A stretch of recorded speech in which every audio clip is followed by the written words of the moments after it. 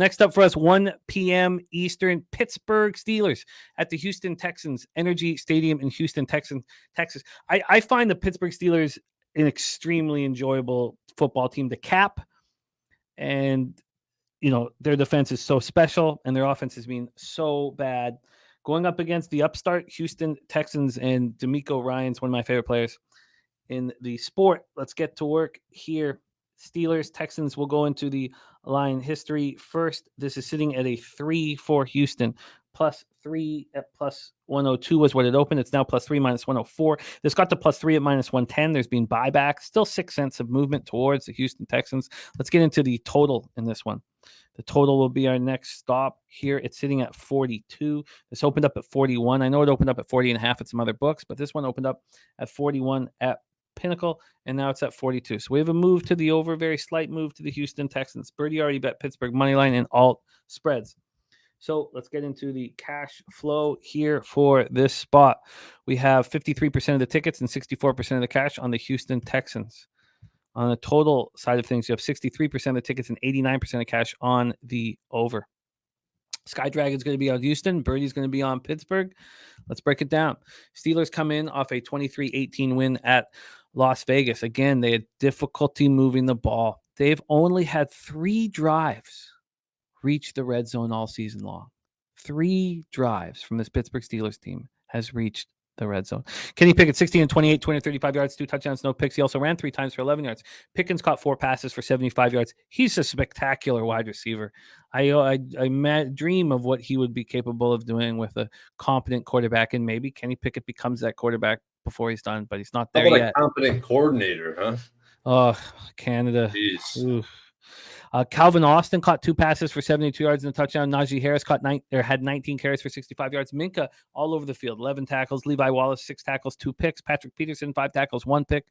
I love these guys. I mean, Minka and Patrick and TJ Watt. I mean, how long have we been cheering for these guys, man? TJ Watt, 2 of the Steelers, 4 sacks, 3 of their 8 quarterback hits. He's a beast.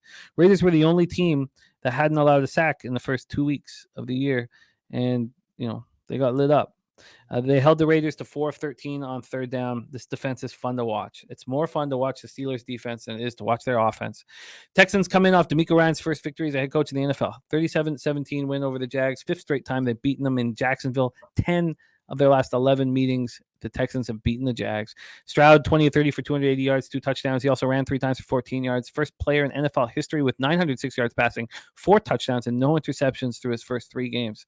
Thank God we don't need to watch Davis Mills out there anymore. Tank Dell set the franchise record for receiving yards by a rookie. 5 catches for 145 yards. No other receiver caught for more than 34 yards, but they have them. Devin Singletary ran 9 times for 41 yards. Damian Pierce ran 14 times for 31 yards and a touchdown.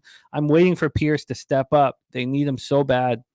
The defense held the Jags to 5 of 13 on third down and allowed them into the red zone just twice. Shaquille Griffin into the starting lineup because Derek Stingley's hamstring injury. He was all over the field, obviously. Rebenga. Obviously, he despises the Jags. And, the Texans still need more pressure on opposing quarterbacks. 0 sacks, 5 quarterback hits. Blake Cashman had a pick. And that Andrew Beck kickoff return, 85 yards for a TD, was fun to watch. He is the heaviest player in NFL history to return a kickoff for a touchdown, 255 pounds. Will Anderson became the first Houston rookie to block a field goal since J.J. Watt did in 2011. As much as I am interested in this game, I can't sit here and tell you that I've got an angle here that I'm expecting to get paid with. The fact that immediately Birdie says he's on Pittsburgh and Sky Dragon says he's on Houston, that I get it. I get it. Maybe you can illuminate a spot or an angle for us. Take it away for us, Troy. Steelers, Texans.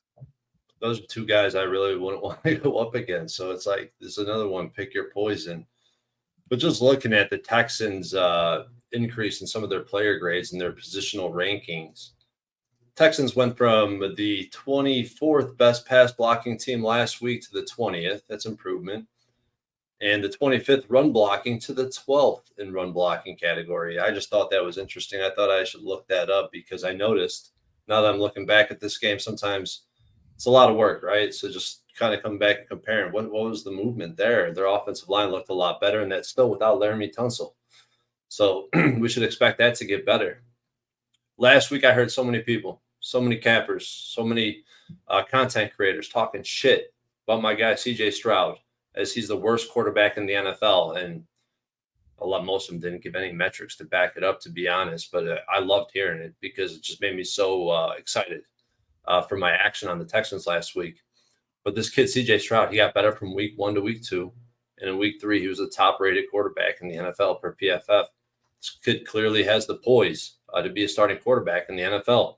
He got sacked 0 times last game. And I think Jimmy Ward being added back into that defensive lineup, I mean, I think the world of Jimmy Ward, because I went up against him individually, one-on-one, and seeing how freak of an athlete this kid is.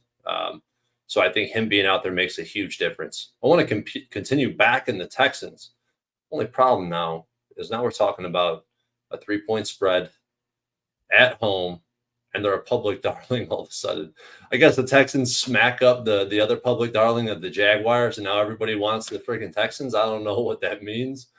But yeah, looking at the Steelers team, I mean, they've been unimpressive, especially on the offensive side.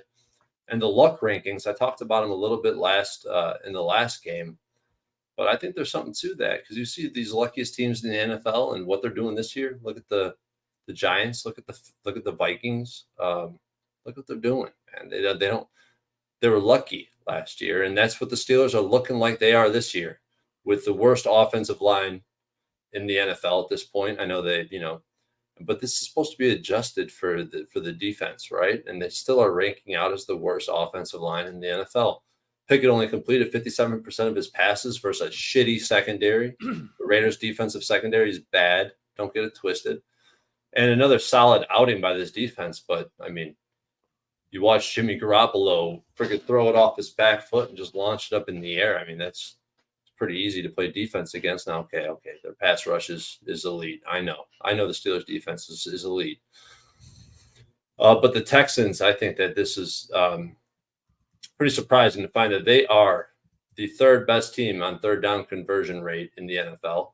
Stroud, like I said, is getting better each game. He's going to be better with Laramie Tunsil mixed in. I think I know you probably touched on it when I was out. Do we think Tunsil's going to play this week?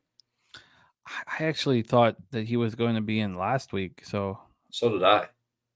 Yeah. So, I mean, yes, I think he's going to be in, but, I already have made that mistake once. And so I'm not sure. Yeah. Well, I think that's a big piece. If I wanted to bet on the Texans in this game, I need to know Laramie Tunsil's going out there and guarding the blind side for my guy CJ. But the defense for the Texans, this is clearly a bend but don't break defense. D'Amico knows how weak this roster is defensively. I think he's done a good job masking some of the issues that they've had. But I think one of the big standouts, and a guy I want to start talking about more, is Blake Cashman. This guy's outstanding in coverage, man. This guy, going back and watching the film, I've seen his PFF rating in the mid to high 90s on pass coverage, and I go back and watch him. This kid's every bit as good as what they rated him. The question is, can the Texans protect against Pittsburgh? I'm going to be watching this line closely all week, but I'm not moving it at this point. This is a tough spot. If I was forced to make a bet right now, it would be on Houston, but I don't feel. I still feel like I need more time with this Texan squad here, but I like them. And I'm starting to consider futures on them to win the division, but it's now or never.